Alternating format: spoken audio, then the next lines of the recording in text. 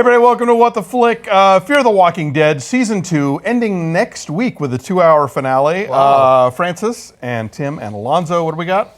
This is Season 2, Episode 12, Date of Death. Date of Death. No death was in this. Now, usually we've been finding that the penultimate episode of a season, like really crazy stuff happens, and then it's all about sort of the dealing with the after effects for the finale. Right. But I guess since we're getting a 2-hour finale next week, all the good stuff is happening then. Is that what you felt about this episode? This one kind of felt like a bit of a placeholder. It seemed like, let's get caught up, let's put people back together, let's establish where we are.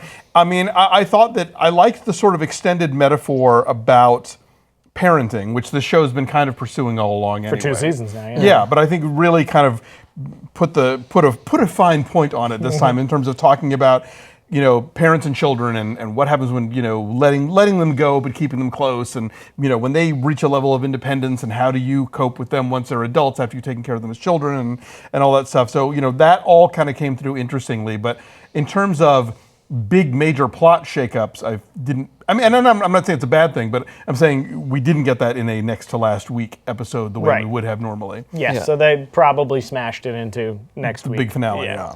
Yeah, I feel like this episode was designated, I actually quite like it, simply because I liked that Travis is an actor. I think that he does a very good job at selling that. I think that I, for one, never thought that I could feel sympathy for someone who has a son like Chris and hasn't left already. He stuck around with him, but I did feel sympathetic for him. Every scene that he was in, that you could feel his pain. Like, it almost felt like it was a hard decision to let go of your really annoying son. But I just knew that it was going to come back full circle. Like, don't want to jump ahead, but I knew that was going to happen with her. There's a reason why. At first, you might have thought, did he die? Did he have to take the actions himself? But there's a reason, because it's going to come back to face him. But I think that he sells it. I feel like he sells that really strong feeling that he has to the point that he's trying to cling on to the way this system's supposed to work. His son has went completely on the other end of the scale. We see this in The Walking Dead. It's a weird, aware, cognizant, because the speech that he gives to his dad in the barn inn, right before he fools him, is exactly what's happening. Yes. If they're going to shoot their best friend, what do you think they're going to do to you? You know that's the case. Right. You know it's happening, and you're still going against the better judgment. And I think we've talked about this before. The world that this show presents, is it that it brings out the worst in people, or is it that people are merely adjusting to survive? Is this merely a type of evolution where whatever kind of social mores and great, not graces, but you know what I'm saying, the way that we deal with other people, the way that we behave in the culture, once the culture goes out the window and the society completely changes, does what we consider, what looks like psychopathic behavior from our vantage point, merely become survival skills and a way to just see it through to the following day in the other world? Once that shit goes down, does our idea of morality and of good behavior just become something that's going to get you killed? Maybe. I read it as Chris having an excuse now.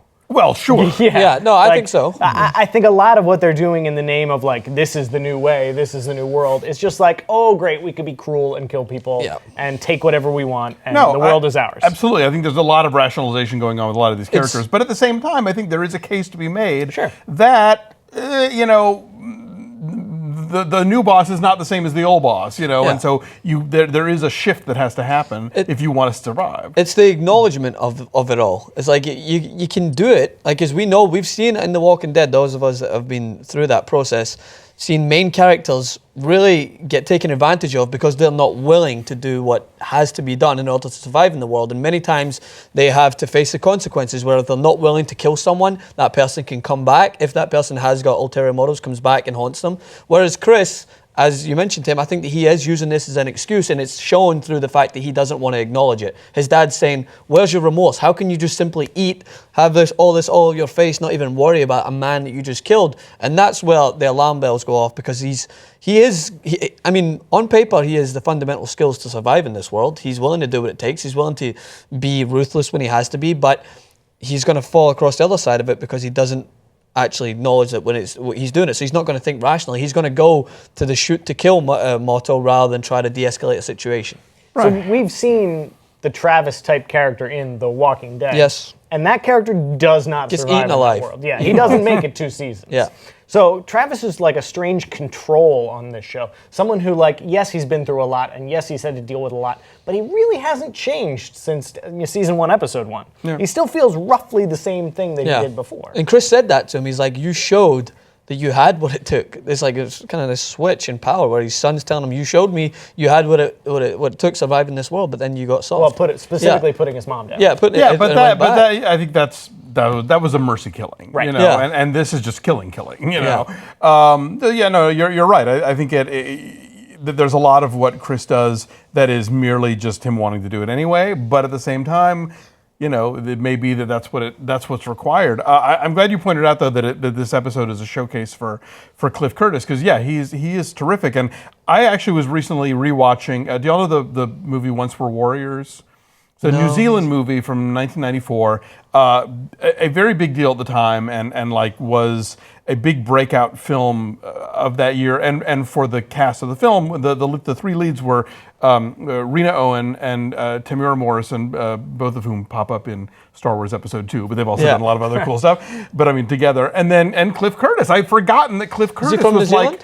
Yeah, Cliff Curtis plays a really terrible character in Once Were Warriors, but he's really good. Yeah. And if you guys have not seen Once Were Warriors, there's a new Blu-ray out. Go check it out because he's so good. And I remembered the other 2, and I'd forgotten that he was in it. But yeah, so he's been doing a lot of good work, and weirdly enough, I think after that film, we interviewed the actress Rena Owen on our podcast, and she talked about that Cliff was able to get a lot of work in the States because at certain angles, he looks like Osama bin Laden. Wow.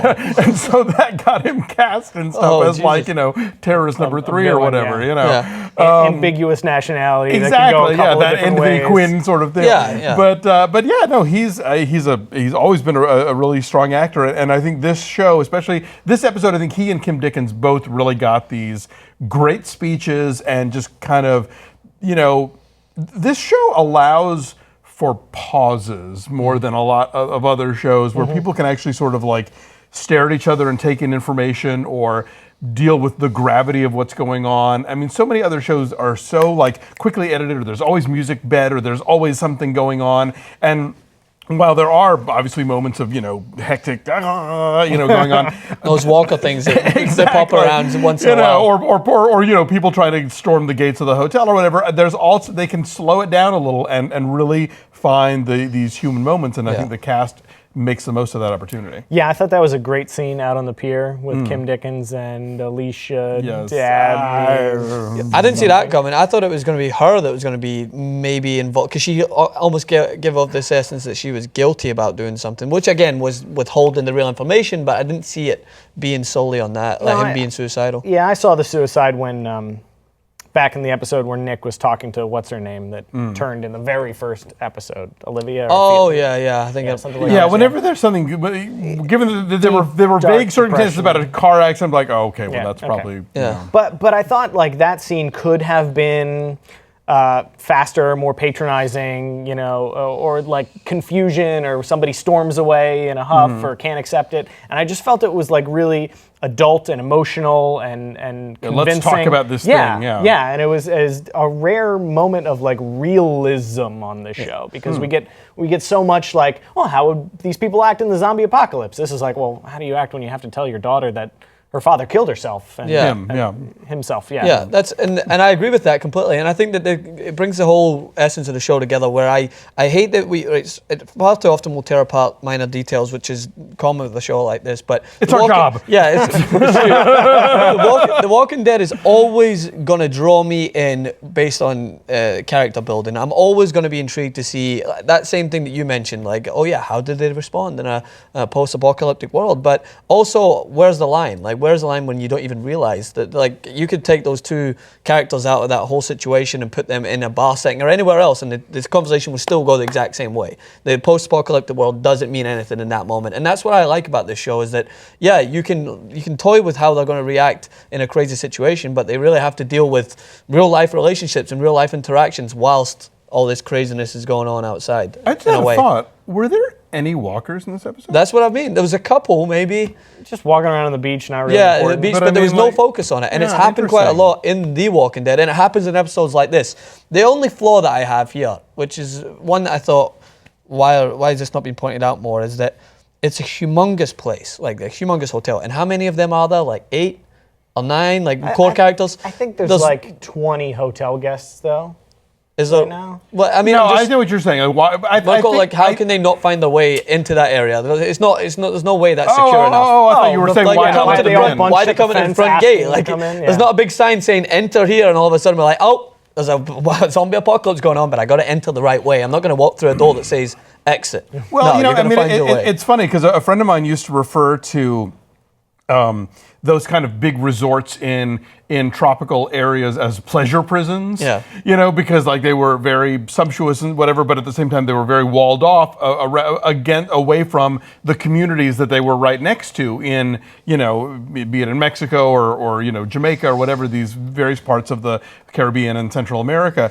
And so I could see where the place is probably built to where there are only a few sort of avenues of ingress, you know, and so I guess it would be plausible. I thought you were asking why be such hard asses about not letting people in when they have all those rooms. No, but I I think that's understand what that. That's what the whole next episode's going to be. No, about. yeah. Well, it's yeah, understandable. because everybody shows up. Yeah. Clearly, like, you know, the narco gang shows up, and Including you know. the frat pack. That Yeah, was the frat all- pack yes. at the end. And Chris- again, we asked the question, where is Chris? Two That's the episodes thing, in a row. where's- Now is Chris dead? I don't know. Yeah. And that's true. They were cagey about not including him in the next time on. So, but you know, And as harsh as it may be to say, they could do with a Chris when it comes to facing all these gangs if he was part of their integral group, because they're going to have to take actions like that. I know you said, but I mean, the kid doesn't need to be asked a twice wild to take card. care of a I don't need situation. him. You always need a wild card, Tim. all right. Well, so a lot to unpack next week. We'll be very excited to check that out. So come back and see us.